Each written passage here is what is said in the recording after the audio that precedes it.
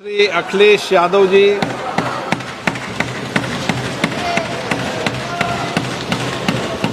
अध्यक्ष महोदय मैं आपका धन्यवाद देना चाहता हूं कि इस महत्वपूर्ण विषय पे मुझे बोलने का मौका दे रहे हैं। मैं अपने साथी माननीय सदस्य गौरव गोगोई जी के से सहमत हूं। बहुत सारे महत्वपूर्ण उन्होंने बिंदु उठाए और अध्यक्ष महोदय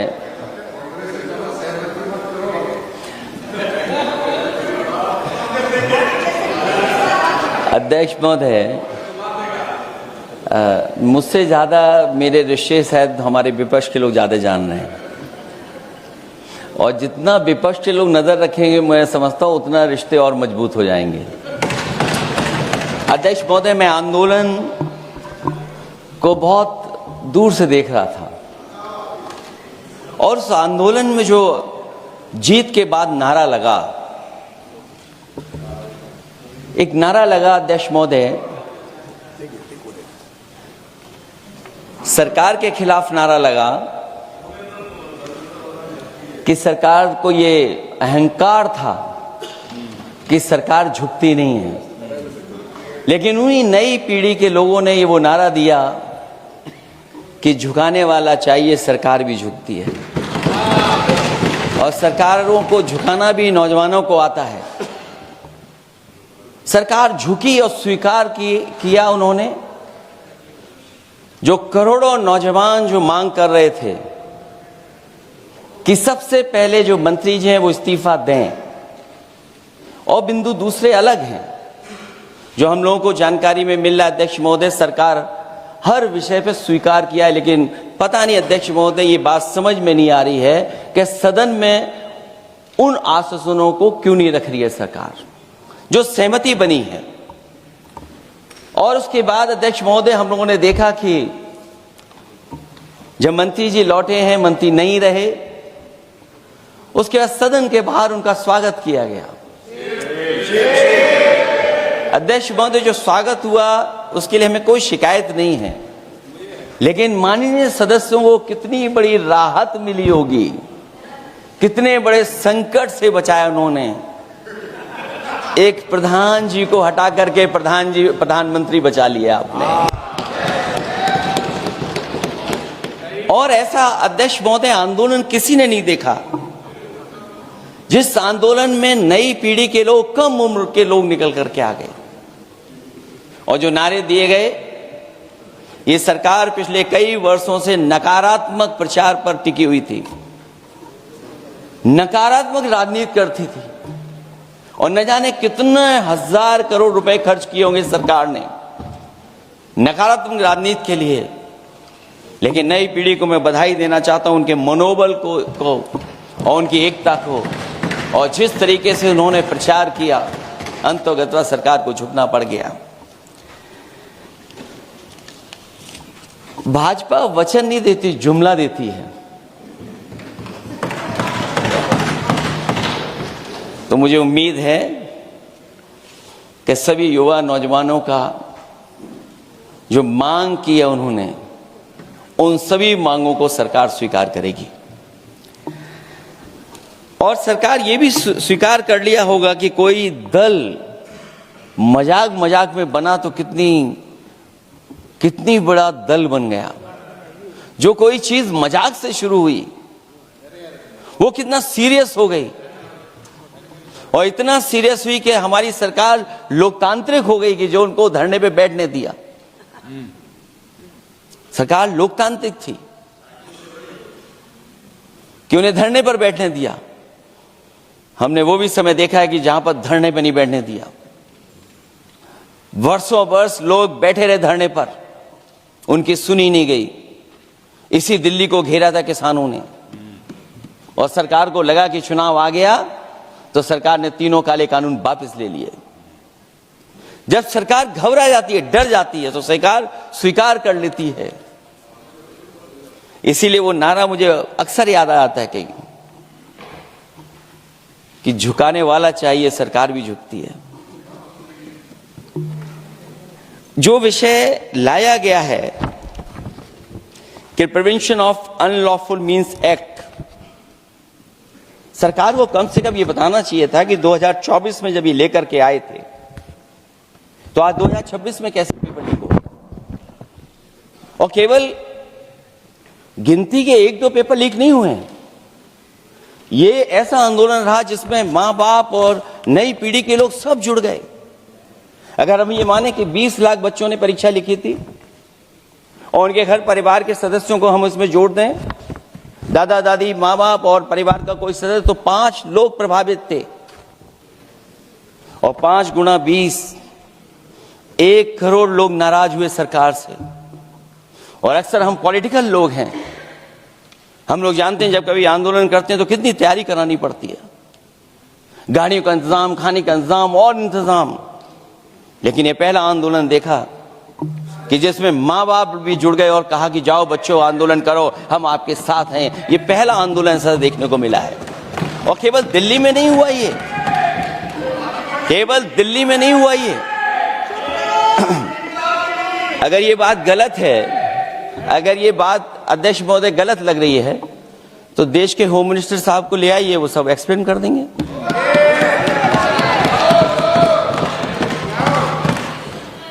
पहला आंदोलन जिसमें माँ बाप ने साथ दिया, क्योंकि परीक्षा से कितना दुखी हैं लोग।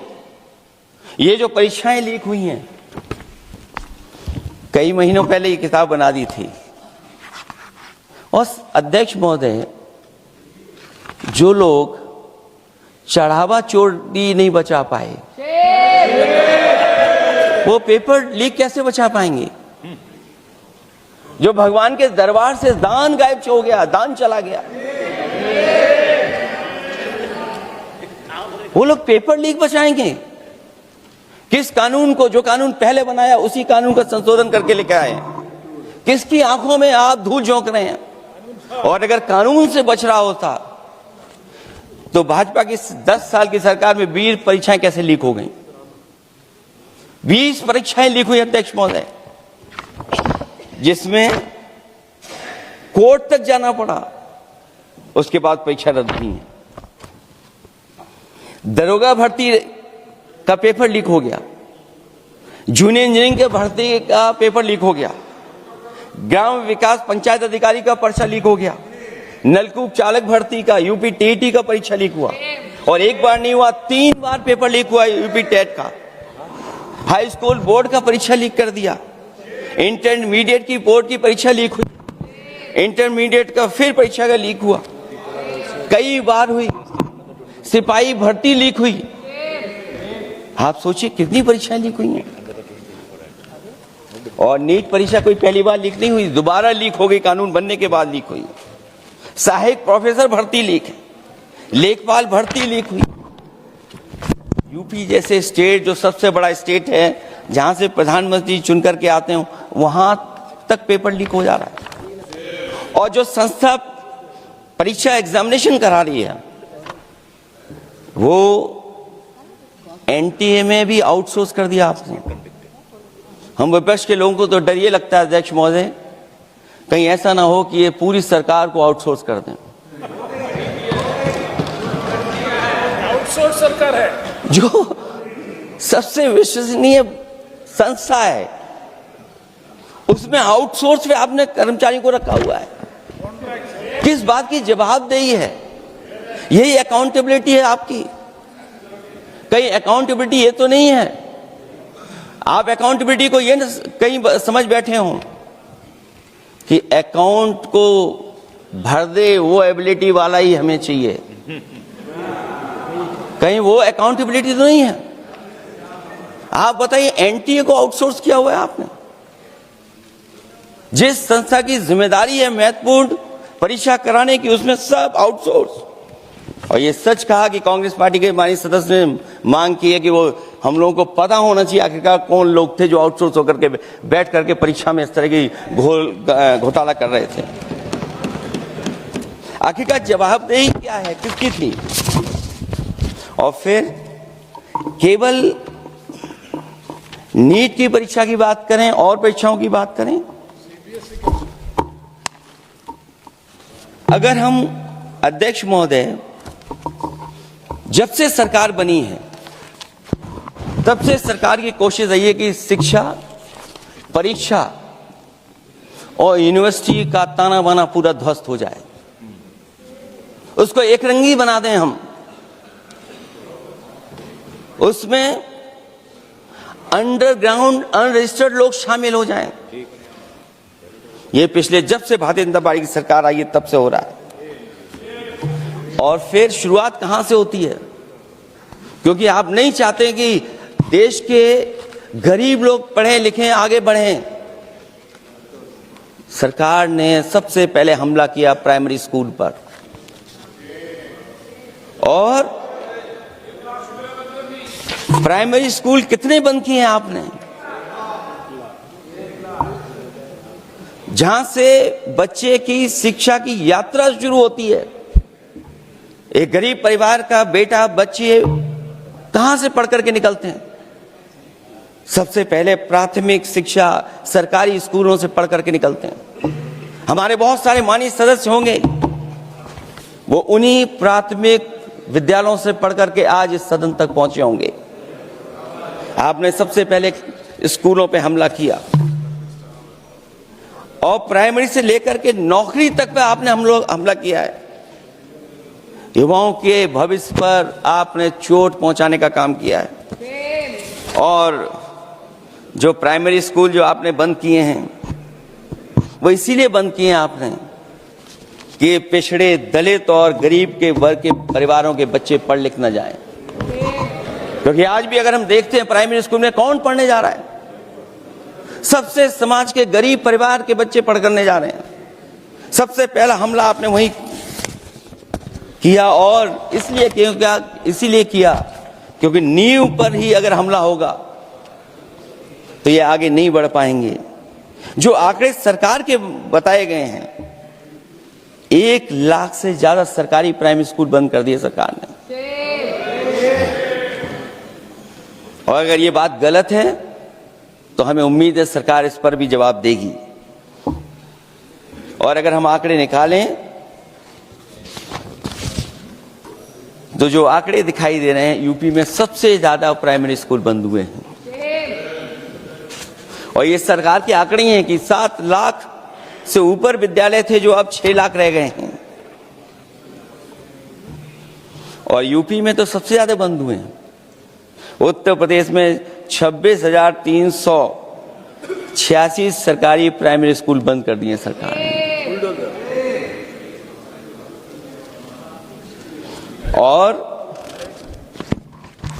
केवल प्राइमरी स्कूल बंद नहीं किए हैं, नौकरी पे भी हमला किया है। 69,000 शिक्षक भर्ती को लेकर के बड़े पैमाने पर घोटाला किया गया। और घोटाला इतना बड़ा है कि वो सभी कोर्टों में गए हैं और पिछले कई वर्षों से आंदोलन कर रहे हैं। कोई स्थान नहीं बचा अध्यक्ष महोदय जहां पर वो शिक्षक भर्ती के लोग न गए हों। मंत्रियों के यहाँ गए, आंदोलन किया है, हाई कोर्ट गए, सुप्रीम कोर्ट गए हैं। लेकिन देखिए सरकार भी कमाल की है कि सरकार उनको नौकरी नहीं देना चाहती। और इसलिए नौकरी नहीं देना चाहती है क्योंकि उन्होंने भर्ती गलत की है, और भर्ती में जिन लोगों का अधिकार छीना है वो सबसे ज्यादा पिछड़े और दलित परिवार के बेटे, जिनका अधिकार इस सरकार ने छीना है। और ये अगर बात नहीं ठीक है तो हमें उम्मीद है कि सरकार इसका भी जवाब देगी। माध्यमिक स्कूलों को भी बंद किया जा रहा है, और बड़े पैमाने पे स्कूल बंद हुए हैं। और जो बोर्ड की परीक्षाएं लीक हुई हैं, पूरे देश में बड़े पैमाने पर बोर्ड परीक्षाओं के पेपर लीक किए गए हैं। अध्यक्ष महोदय, हम जानना चाहते हैं कि आखिरकार 10वीं और 12वीं के पेपर लीक क्यों हो रहे हैं? 10वीं और 12वीं के पेपर लीक क्यों हो रहे हैं? इसके लिए अगर कोई सरकार के पास जवाब हो तो बताएं।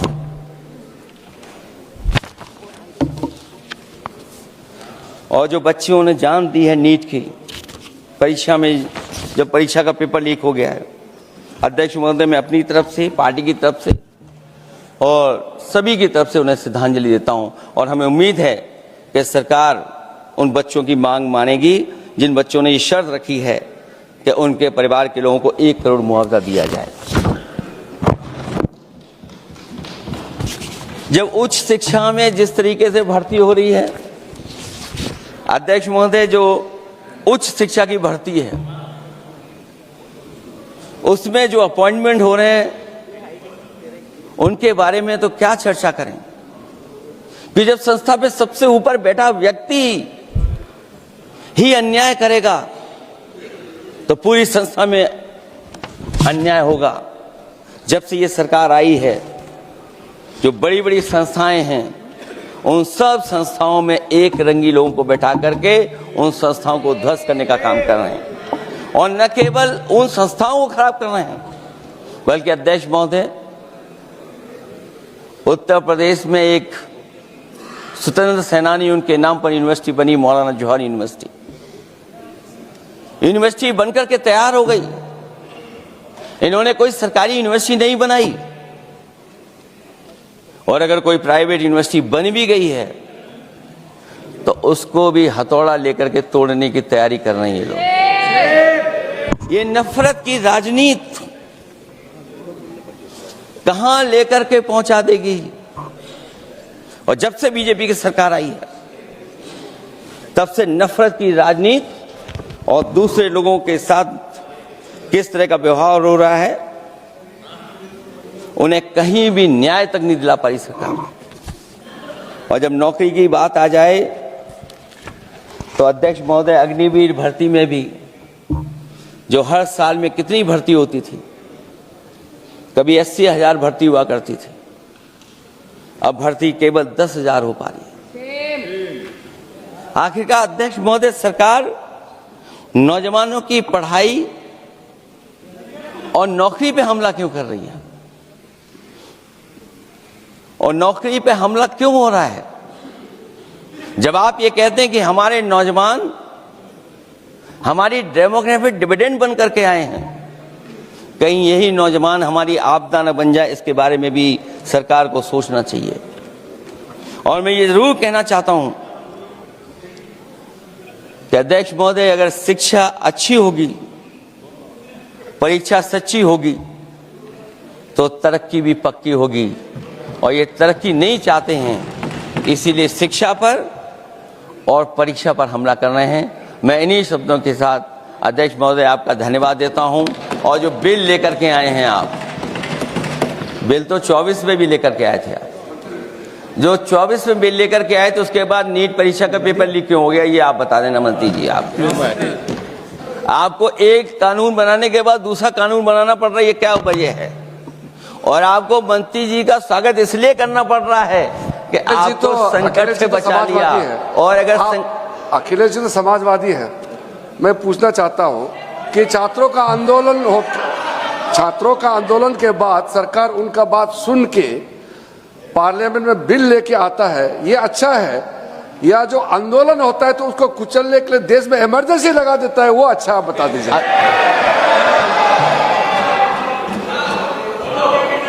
अध्यक्ष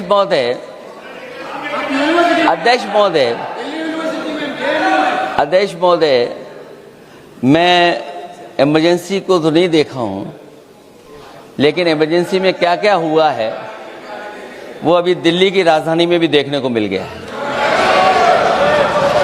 आंसू के गैस के गोले और लकड़ी में लगा हुआ कुछ कील का और कांटे की चीजें, उस समय करंट नहीं लगाया जाता था, इस बार करंट लगाया गया।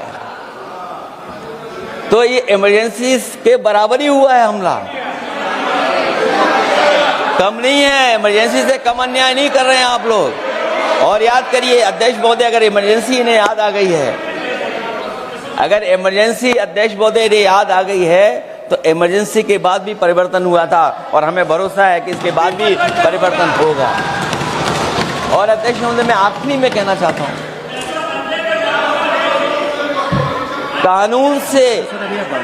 कानून से नहीं, नियत साफ होगी तब नीट का परीक्षा साफ होगी। सवाल कानून का नहीं है, आपकी नियत साफ नहीं है। और जिस समय आपकी नियत साफ होगी तो परीक्षा भी साफ हो जाएगी। और हमारे साथी जो कुछ और बातें उठा रहे हैं, आज मौका नहीं है लेकिन आपको भगवान भी माफ नहीं करेंगे, क्योंकि आप चढ़ावा चोरी में शामिल हुए हैं। और चढ़ावा ही नहीं, जो गुप्त दान था वो भी चोरी हुआ है, गुप्त दान।